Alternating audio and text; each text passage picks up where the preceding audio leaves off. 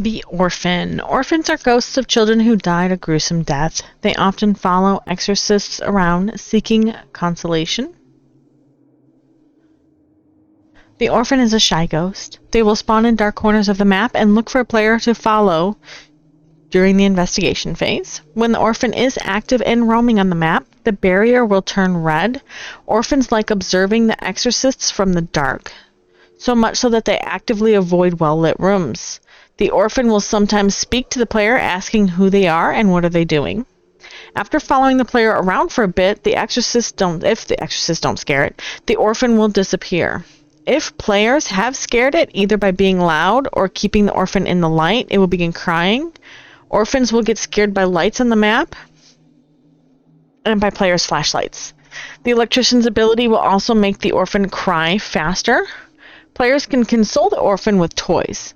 While an Orphan is crying, players can grab a kid's toy and carry it over to the Orphan. The Orphan will accept the toy and disappear. However, Orphans get quickly bored with their toys.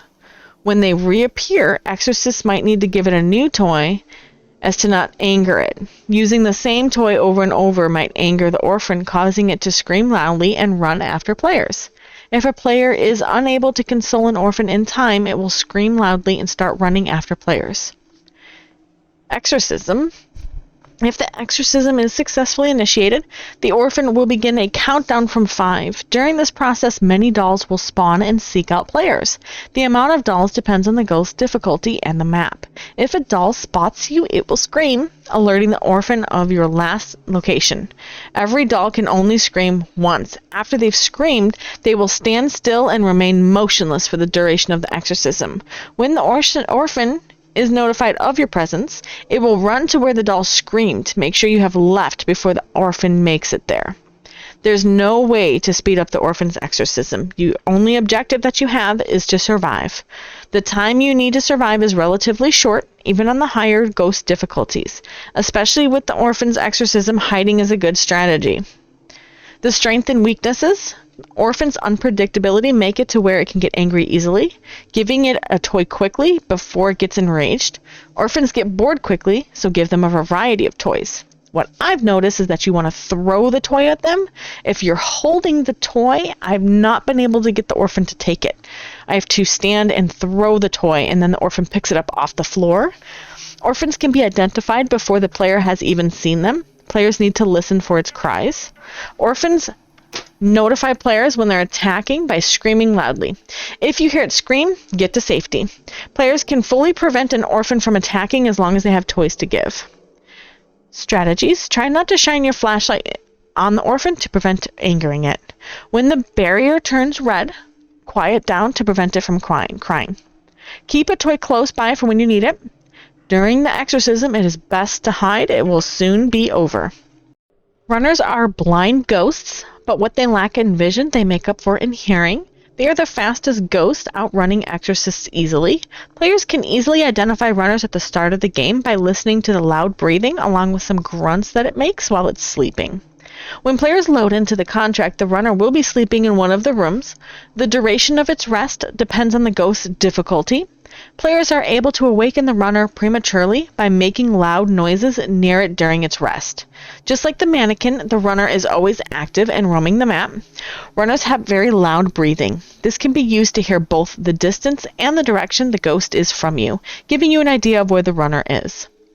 Due to the runner's inability to see players, it roams the map slowly during the investigation phase while listening for players. When they hear a noise, the barrier turns red. This is a useful indicator to know when you've made a mistake. They will grunt and turn their head in the direction of the noise. Then they slowly approach the place the noise originated from. When they are certain of what they heard, runners speed up and sprint towards it. At this point, a player is unlikely to avoid getting grabbed. When a runner is close, don't make any noise. Experienced exorcists they'll throw items to make the runner start walking in the opposite direction, giving them time and space to get away. Try to keep heavier objects near you when playing against the runner. A heavy toaster is better distracting them than a light bottle of pills. Depending on how angry it is, the runner may roar at a player instead of attacking them. After that, it will run to another part of the map. Runners have higher chances to roar at players on lower difficulties. This mechanic was implemented to let newer players know it relies on hearing without punishing them. After the runner has grabbed a player, it sprints away to a different section of the map, giving the player another chance. So for the exorcism, when the exorcism is initiated successfully, the runner will roar, its senses will heighten, and it will even gain a new ability on the ghost difficulty 3 and higher. These heightened senses mean that they can hear and detect players from far away.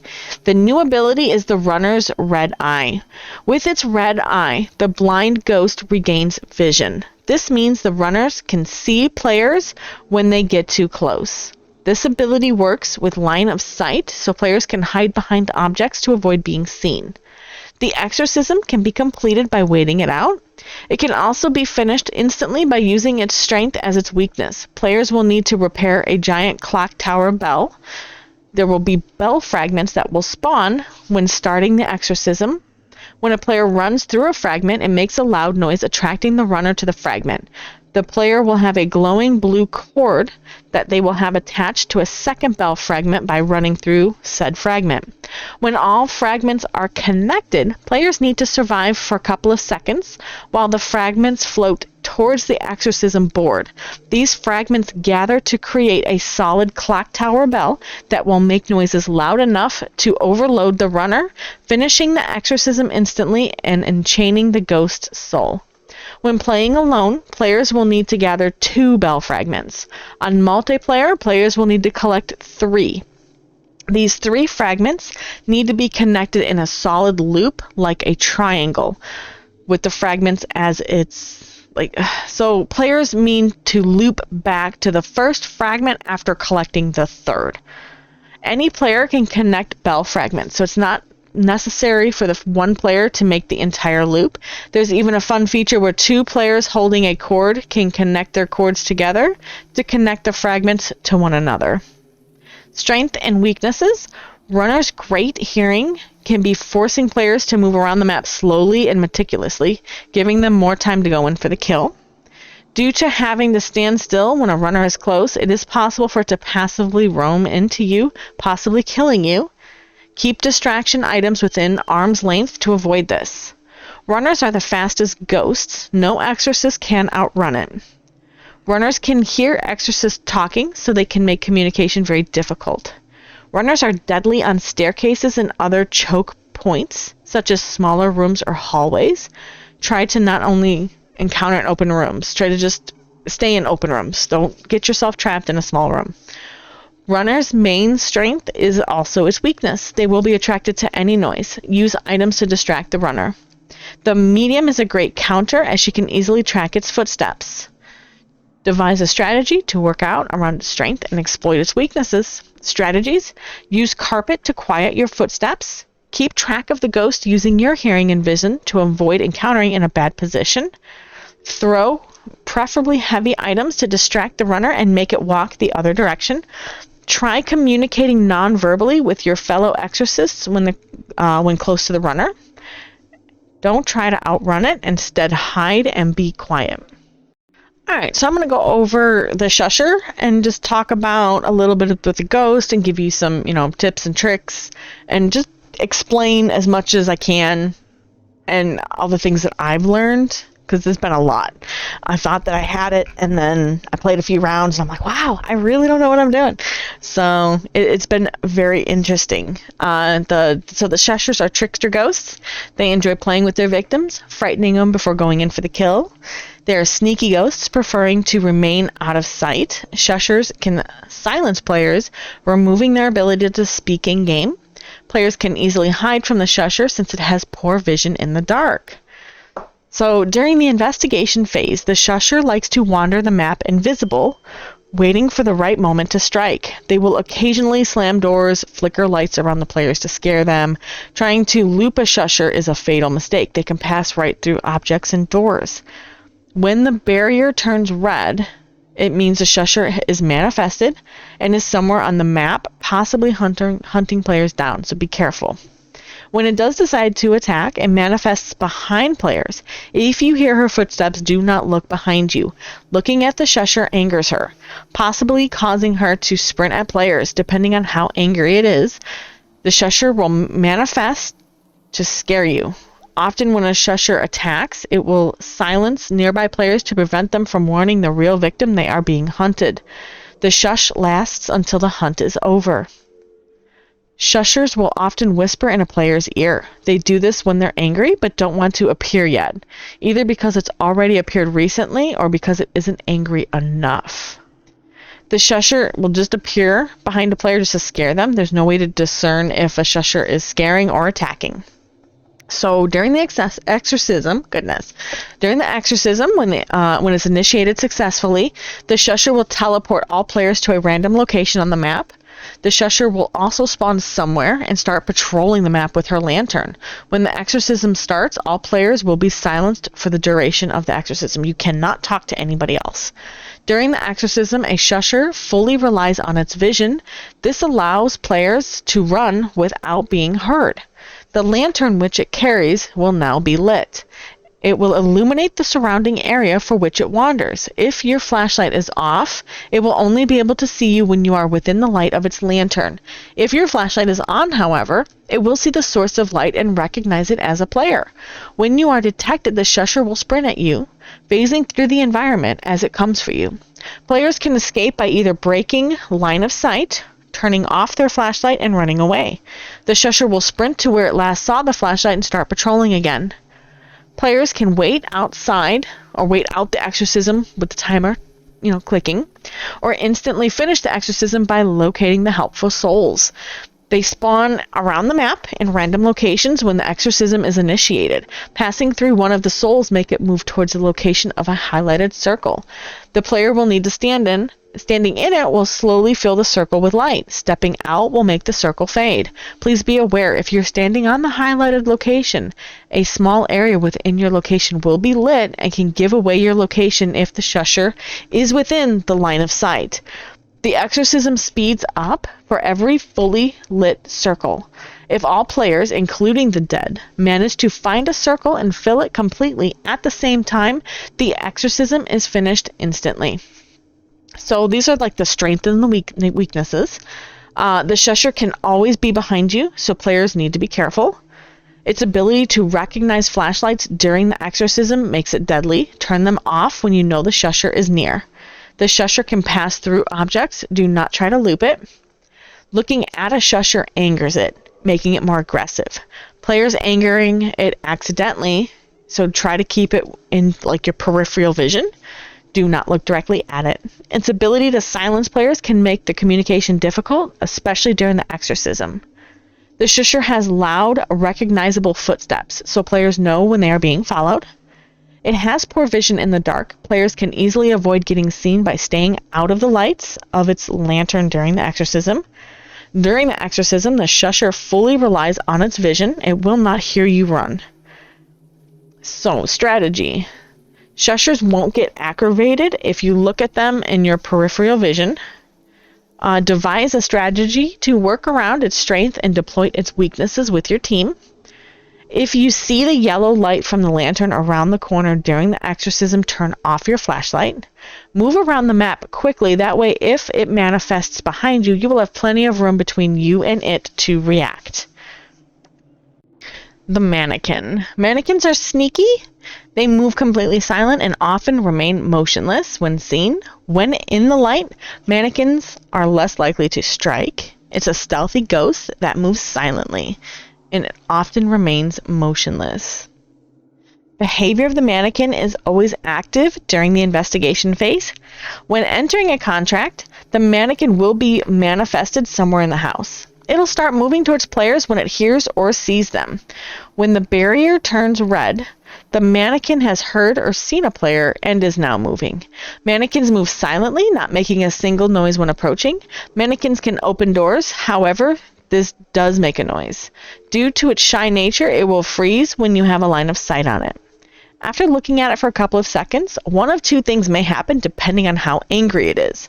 The mannequin will flicker the lights and disappear, moving to another part of the map. the mannequin will start hunting. All the lights, including your flashlight, will flicker, and the mannequin will sprint towards a player for the duration of the hunt. Mannequins will get more angry with time and failed exorcism attempts. After a failed exorcism attempt, the mannequin will be so furious it ignores light and stares, running straight at you. At this point, you can only hide and hope not to be seen. After the mannequin has grabbed a player, it will move to a different section of the map. For a brief period, it will not try to pursue players, even if it sees or hears them. The length of this period depends on the ghost difficulty. If the mannequin does not hear or see anyone after an extended period of time, it will also teleport to a different section of the map. If the exorcism is initiated successfully, the map will be filled with fake mannequins in random places. The amount of fake mannequins depends on the map and the ghost difficulty. Just like all other exorcisms, the mannequins can be waited out. However, players can also speed up by finding the real mannequins among the fake ones. Like during the game, mannequin will be active on the map. It will be listening and watching, silently creeping up on them. When a player has found the real mannequin, they will need to shine their light upon it to break its body and snatch the escaped soul. Each soul collected will speed up the exorcism timer.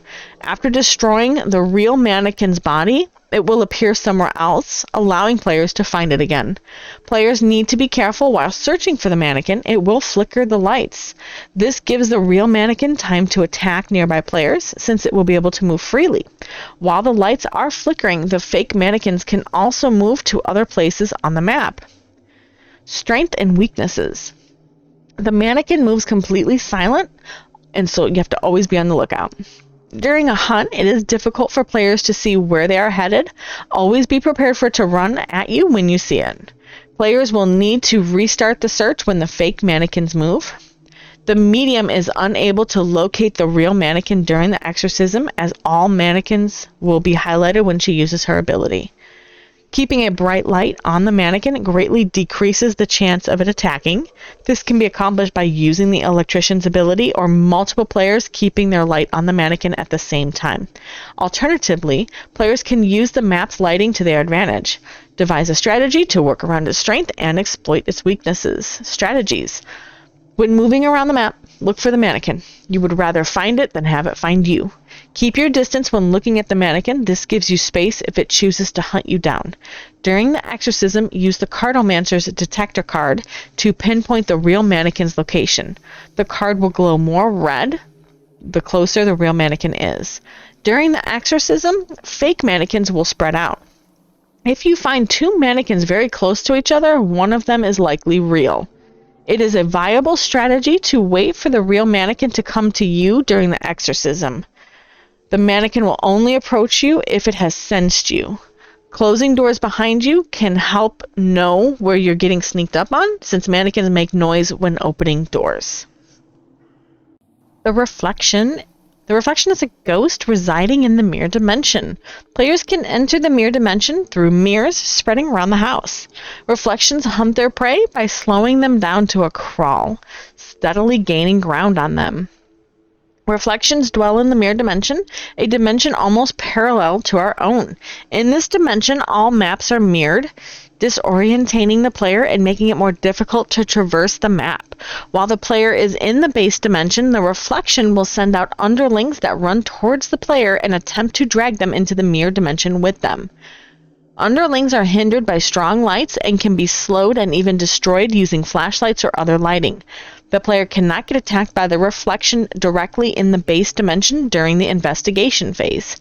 The reflection will send out more underlings as it gets angrier, as well as sending out underlings more frequently. Underlings can spawn anywhere on the map. When one does spawn, the barrier turns red and a loud hissing noise will be heard.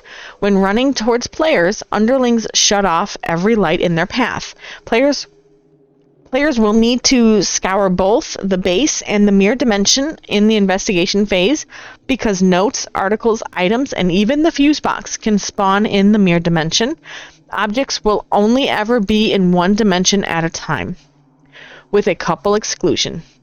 Keys and broken door parts will be visible and unusable in both dimensions. If you can't find the item a note refers to in one dimension, check the other. The exorcism table can only be inside the base dimension. In the mirror dimension, which players can either get dragged into by the underlings or traveled into willingly by staring into a mirror, all map locations are mirrored. This can be disorientating and can lead to running into dead ends. Players are slowed to 65% movement speed at all times in the mirrored dimension. The reflection roams around the mirror dimension. It is a slow and completely deaf ghost. The footsteps are loud, thus not very difficult to locate. When the reflection sees you, it will play an audio cue. Experienced players can recognize it and start slowing you to a minimum of 10% of your normal speed. To avoid this, the player must break line of sight with the reflection. This will restore the player's movement speed to the standard 65% in the mirror dimension. Players can exit the mirror dimension by finding a portal. There are always more than one portal that people in the mirror dimension can find. After a player takes a portal, it disappears, and other players will have to find a different portal. When a player takes a portal, they will be teleported to the same location in the house, but in the base dimension. If a player is carrying an item when traveling through the portal, they will take that item with them to the base dimension. This means that players can only take one item back with them at a time, causing players to possibly have to take multiple trips in one round. When the exorcism is initiated successfully, the base and the mirror dimension will start bleeding into each other, and all mirrors will be smashed. The screen will sometimes flicker from base to mirror dimension. The players will get a mirror fragment that hangs over their left shoulder. This way they can see behind them. The reflection is now capable of attacking the player in the base dimension, since the dimensions are coinciding. It remains completely invisible during the exorcism, only being visible through the mirror fragment or while the mirror dimension flickers. There are soul shards scattered around the map during the exorcism. Running through a soul shard will slightly decrease the exorcism timer. Each shard decreases the time depending on the amount of players in the group. If all soul shards are picked up, the exorcism finishes instantly, regardless of the length of the exorcism. The game calculates the amount of shards used by a flat number, like 4, multiplied by a multiplier for a ghost difficulty, and 1 for map size. Strength and weaknesses. The underlings can spawn in groups, possibly surrounding the player. This makes it much harder for the player to keep the underlings lit to slow them down. The reflection has a fairly large dark texture. It can easily blend in with the background of the darkened mirror dimension. Look for its bright eyes. If a player remains within line of sight and reaches the 10% movement speed, the reflection can easily catch up. During the exorcism, it can be really hard to locate the reflection. The reflection cannot attack players in the base dimension during the investigation phase. As long as they don't get grabbed by an underling to travel to the mirror dimension, the player is completely safe. The reflection is completely deaf, so don't worry about making a lot of noise. The electrician can destroy underlings almost instantly, but be careful when using their ability. You have the ability to close the flashlight. That's what I'm trying to say. The flashlight has a cooldown. At the start of the game, staring into the mirror can actually tell you if you're facing a reflection before you've seen any underlings. You can stop traveling to the mirror dimension by looking away from the mirror at the last second. Players can actually see items, players, and even the reflection of itself in mirrors. This will sometimes allow you to see evidence in the rooms from the base dimension. A common item that you can see is the rope suspended from the bathroom lights. Always check whether the reflection is at the other side before traveling through a mirror. You can look at it from a distance or from an angle to avoid being dragged in. Remember notes you've read carefully. If you can't find an item it refers to, check the other dimension. If you notice yourself slowing down, look for the reflection and break line of sight as fast as possible. Listen carefully for the reflection's footsteps or the auditory clue